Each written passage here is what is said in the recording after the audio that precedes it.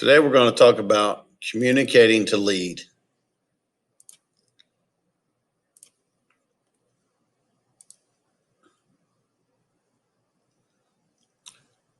Still talking about team building. Just want to talk about communicating to lead. If you remember your freshman year, we talked about communication, talking to somebody, making sure your message is understood, having feedback from them so that you know that your message is understood, and then having them accomplish whatever you wanted them to do. Now we're going to talk about how we communicate as leaders to our subordinates. Your essential question today is, how can communication skills help me lead and motivate more effectively? Or how can I use my communication skills to be a better leader? How can I use them to motivate? Give you a second, let you guys come up with answers to that on your own. Let's talk about how you follow directions. Everybody make an okay sign. Okay. If you did it, congratulations. If you didn't do it, then you might have a problem. All right. I just told you guys, hey, make an okay sign. Some of you were sitting there thinking, oh, Sergeant Corbett's not watching. Okay, fine. But isn't the definition of discipline is doing the right thing when no one's looking, or integrity? Okay. Think about it. How many of you actually did say, oh, okay, I can make the okay sign? Think about our verbal and nonverbal messages that we talk about. Remember, I taught you guys early on in your freshman year that about 80% of all communication is nonverbal. The way we hold our head, hand signals, the way we look at people, the way we stand when we talk to people. All of these are contributing to them the message that they may or may not be receiving. If you're staring at somebody and your arms are crossed and you're trying to talk to them, then you've blocked yourself off to them. They might not listen to you. So what process does this graphic here represent? You got message goes to encodes, message encodes, transmitted, feedback, decodes.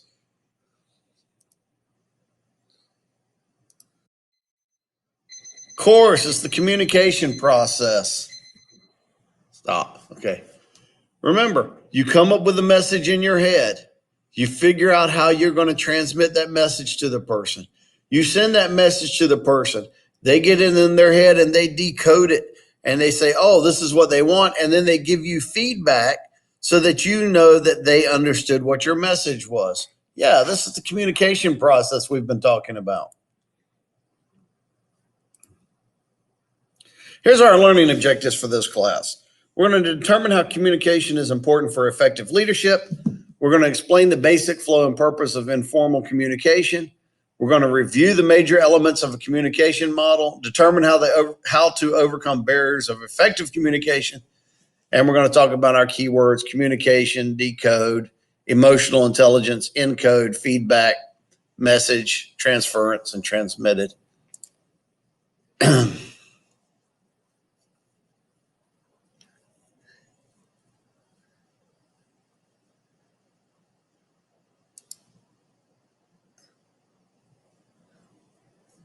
We'll have to try this one on our face-to-face and see if we can get it to work. It's definitely a new challenge doing this virtually like this. We'll have to see if we can pull this one off. It's going to require some new creative thinking on all our parts. Eye contact. Here's something we can't really do. I can look at the screen and you guys can look at me, but we're not really making eye contact that way, are we? You have to be face-to-face to really make good eye contact. But always make eye contact when you're talking to somebody. Listen, I don't care who it is. I don't care if they're older than you, they're younger than you, or what. Good eye contact and a firm handshake goes a long way. And I don't mean a firm handshake where you're trying to break their fingers. Okay? But good eye contact, good tone of voice, look them square in the face. Sometimes it just makes them uncomfortable, which is great.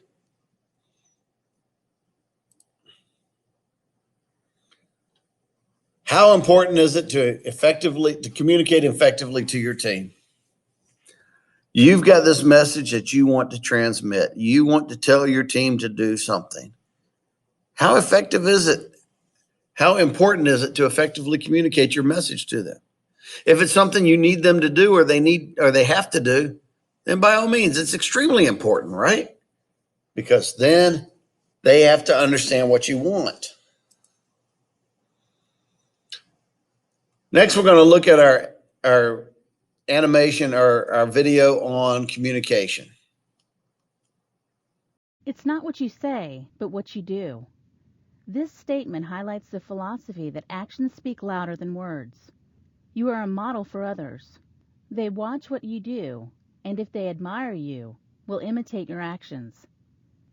Communicating is sending a message through a process that allows the receiver to understand the message as you intended. Communication is defined as the transference and understanding of a meaning. It is not enough to just send a message. For the communication to be successful, it must be understood. This is no easy task. Take turns in your teams to properly associate a communication message to a gender tendency in this male or female communication activity. People who have a high degree of emotional intelligence have a greater degree of influence. Their behaviors reflect that. They are aware of what emotion is being displayed. They understand why that emotion is there and are able to separate the emotion and their reaction so they can manage the emotion rather than the emotion managing them.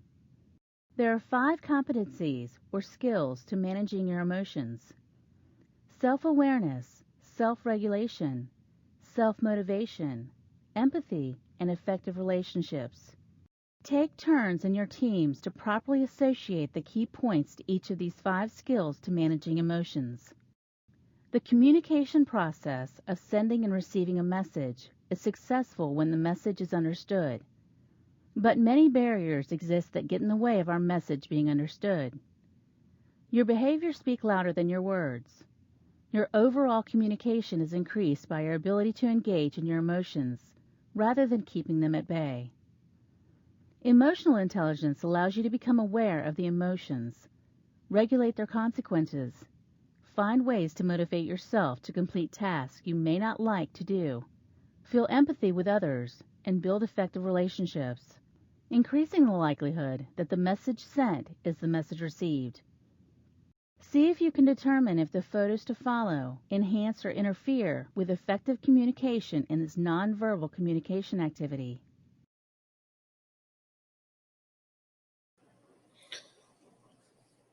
Here's some examples of communication. We'll talk about which part these guys are. In World War II, our armed forces used Native Americans from the Navajo tribe to send top secret messages over the radio in their native language. The Axis powers intelligence forces did not have anyone who spoke the language of the Navajo, so they could not determine what information was contained in the messages. What parts of the communication process were these Native Americans? Were they encoding and decode? Were they encode and transmit? Were they message and feedback? Were they decode and feedback?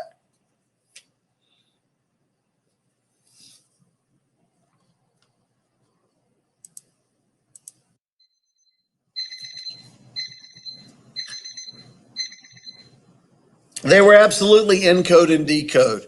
The command gave them the message. They translated it into their native language. They transmitted it to their other partner who got it. He decoded it from their language back to English, and then they gave feedback to their commands and passed the message on. So, of course, they were encodes and decodes. When a radio message ends with Wilco out, it means I have received your message and I will comply. That's what Wilco stands for, will comply. This is the end of the message and you don't have to reply. What part of the communication process is Wilco out?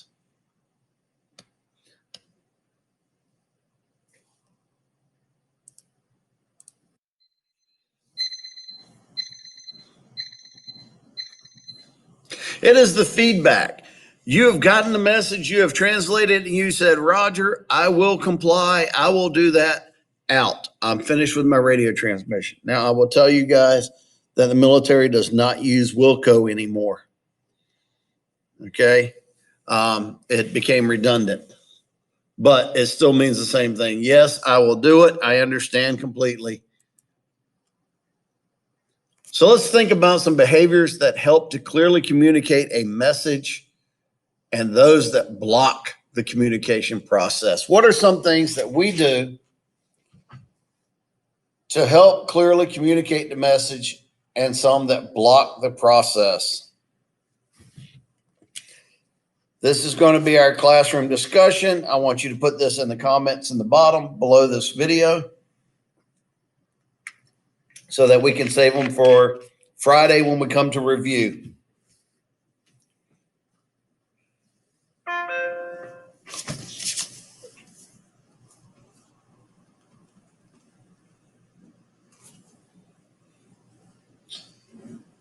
Here's an example.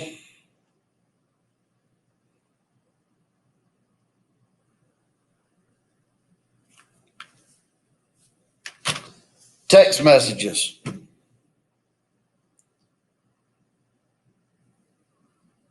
Is texting an efficient form of communication, or can it get tricky at times?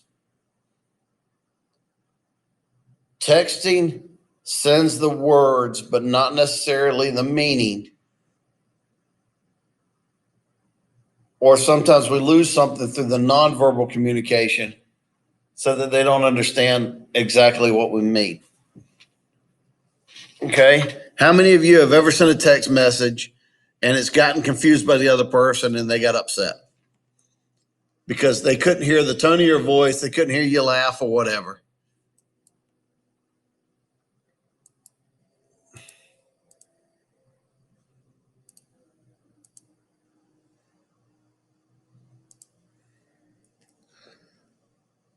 How important is it to give and receive effective feedback? All right, giving and receiving effective feedback is you, as the person giving the message, you want to know that they understood what you said. So they have to give you feedback back. Maybe, and I'll give you an example for teachers. We give you this information and we want to know that you understand what we just taught you. Okay? So we need feedback from you guys. With this video series, here's what I'm doing. I have taken the message, which is the class information. I have encoded it. I am presenting it to you in a video, transmitted it by posting it on YouTube. Now you guys are going to watch the video. You're going to process the information. So you're going to decode it. And then you're going to provide me with feedback. Well, how are you going to give me feedback over a pre-recorded video? You'll leave some questions down below in the comments. Or when we get together to review on Fridays, write down your questions and ask them to me then.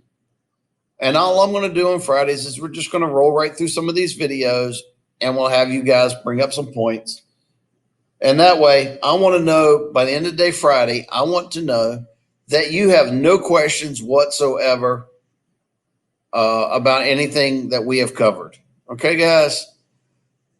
All I want is feedback back. Now, it doesn't mean, okay, I don't understand it, so I'm not going to ask the question because Sergeant Corbett doesn't want to hear. No, I absolutely want your questions because I want you guys to understand it. I may say something backwards and you don't understand it, and one of your friends may be able to break it down to you a little bit better for your understanding. I want to know that everybody has understood the information put out here. This is your senior year. This is your 4th year in ROTC. You guys have got to be top of the line communication. Okay? That's why I'm ensuring that you guys do all these worksheets and we do reviews together. All right. Now we're going to do the animation on communication feedback. Specify why you want the feedback. what areas you want feedback in, and how much feedback you want. When asking others for their feedback, you need to let them know that you really want to hear what they have to say, and that you are receptive to hearing both positive and negative thoughts. When you are invited to give feedback, you should follow these 4 key behaviors. If someone is not ready to receive feedback, he or she will most likely deny, discount, or be defensive instead of listening to it. By asking permission to share feedback, you can set the stage for your input and assess the recipient's readiness to listen. George was standing in line at the toy store after buying his niece a birthday present. A real pushy person cut in front of the line. Though he could feel his anger growing, George took a deep breath. Then he told himself that he wasn't in a hurry, and if an adult cuts in line, then that person probably has some serious maturity issues. He didn't say anything. Which emotional management skill is George applying? Self-regulation. He controlled himself. He didn't let his temper get the better of him and have him blow up on that person. Okay? I like how they put in here that this person probably has some serious maturity issues. So they just don't have the time to wait in line, or they didn't, I'm in a hurry. Okay. So you didn't manage your time. You didn't do your time management skills, right?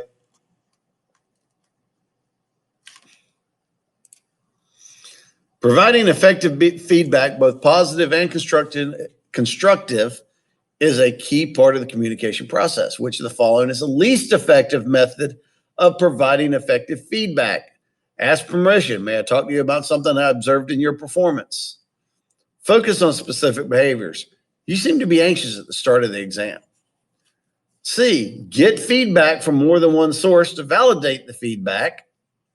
Or D, provide feedback immediately after a message has been sent and action has been completed, or when feedback is primarily negative.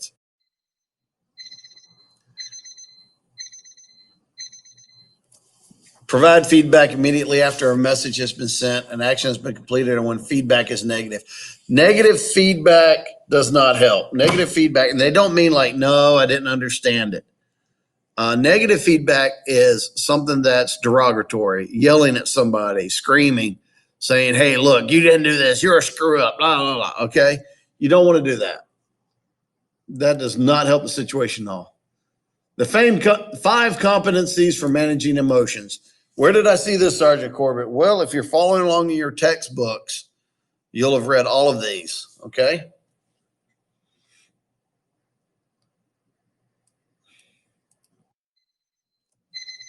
Self-awareness, self-awareness, knowing who you are, being aware of your emotions, self-regulation, being able to control yourself, self-motivation, motivating yourself, empathy, being able to feel the other person's feelings, and effective relationships.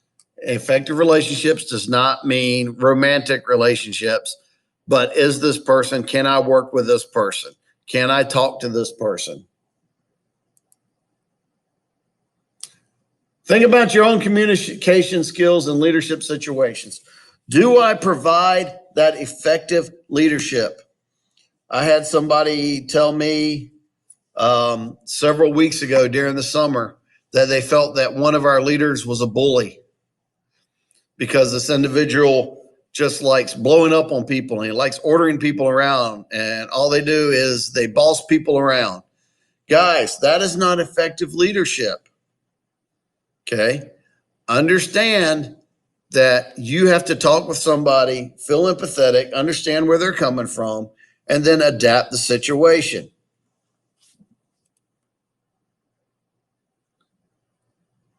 All right, do exercise number 1 in your workbooks. Send that in to me.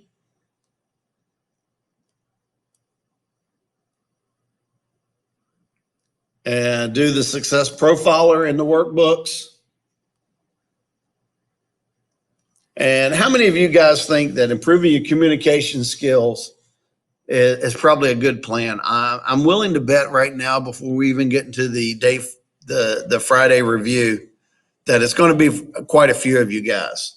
All right. So that's what we're going to work on this year with you guys more than anything else, is your communication skills, your communication as a leader. You guys are going to be presenting classes to the Let Ones when we come back. How effectively do you teach them those skills they need to become Let 2s?